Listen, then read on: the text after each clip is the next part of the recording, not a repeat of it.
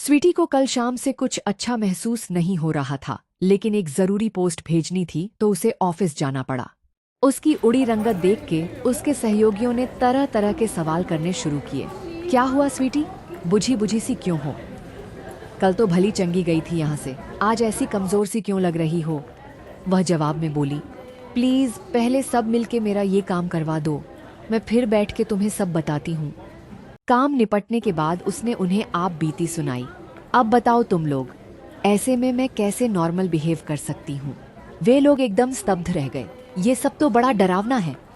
कुछ सोचने के बाद उसकी दोस्त अम्बा बोली, तुमसे पहले उस फ्लैट में हमारी कंपनी की ही एक लड़की शिवांगी राठौर रहती थी। उसने तो कभी ऐसा नहीं बताया। तुम जानती हो, वहाँ बॉस ने 2 फ्लैट्स लिए हैं। हाँ, ये तो मुझे मालूम था कि 201 और 202 दोनों फ्लैट कंपनी ने ले रखे हैं, लेकिन मेरे सामने 201 अभी बंद पड़ा है। सामने कौन रहता था इस बारे में मैंने पड़ोस में और यहाँ ऑफिस में भी पूछा, लेकिन कोई नहीं जानता कि वो कौन था और कहाँ गया। अम्बा, तुम मुझे पता करके बताओ प्लीज। मैनेजर से पता करना पड़ेगा। उसके एक सहयोगी रोहित ने मैनेजर से बात की। उसने बताया, कंपनी में एक ट्रेनी लड़का आया था, उसका नाम था माधवन। हमें उसका काम ठीक लगा तो 6 महीने बाद हमने उसकी जॉब एप्लीकेशन एक्सेप्ट कर ली। रोहित, सर वो अब कहाँ है? मैनेजर, तुम ये सब क्यों पूछ रहे हो? क्या कुछ पता चला है उसके बारे में? नहीं सर, स्वीटी अग्निहोत्री को कुछ अजीब आभास हुआ है उस फ्लैट के आसपास। था कैसा आभास? हमने तो पूरा फ्लैट खुलवा के अच्छे से जांच पड़ताल की थी, पुलिस भी थी हमारे साथ, उसकी फैमिली भी आई थी, एक दिन उनको भी दिखाया था, वहां ऐसा कुछ भी नहीं था। सर आप मुझे खुल के पूरा वाकया सुनाएंगे? वो कौन था, कहाँ से आया, कहाँ गया? नहीं, ये एक पुलिस केस है, मैं इस बारे में तुमको इससे ज्यादा नहीं बता सकता। जब रोहित ने स्वीटी को इस बारे में बताया तो उसकी सांस अटक सी गई। माधवन, ये नाम बताया उन्होंने तुम्हें? क्या हुआ, तुम जानती हो उसे? नहीं, जानती नहीं, लेकिन ये नाम मुझे कुछ याद आ रहा है, कहीं सुना है। वहां उपस्थित उसके मित्रगण बोल उठे, बताओ बताओ, क्या याद आ रहा?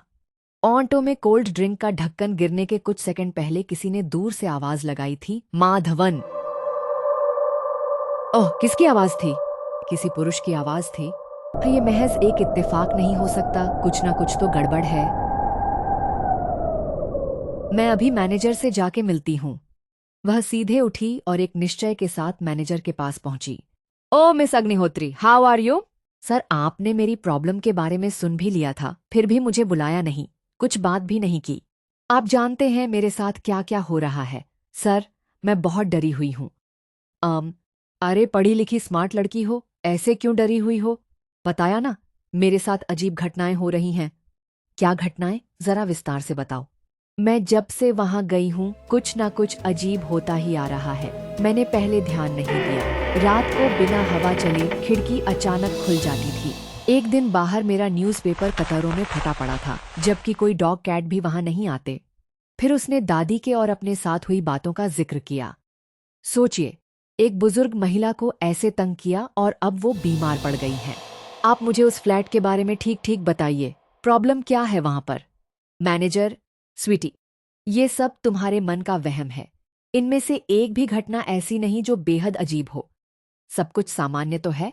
ये नई जगह का डर है तुम्हारे भीतर। कुछ दिन में हैबिट पड़ जाएगी। जब हम मार डाले जाएंगे क्या, तब हमें यहाँ रहने की हैबिट पड़ेगी। वो थोड़ा झल्ला के बोली। मैनेजर बिना कुछ बोले वहां से उठा और सीधे बाहर चला गया। स्वीटी समझ नहीं पा रही थी मैनेजर ऐसा बर्ताव क्यों कर रहा है। इस रहस्य को जानने के लिए अगला भाग देखें। चैनल को सब्सक्राइब करना ना भूलें। नमस्कार, आपकी बी भट्ट।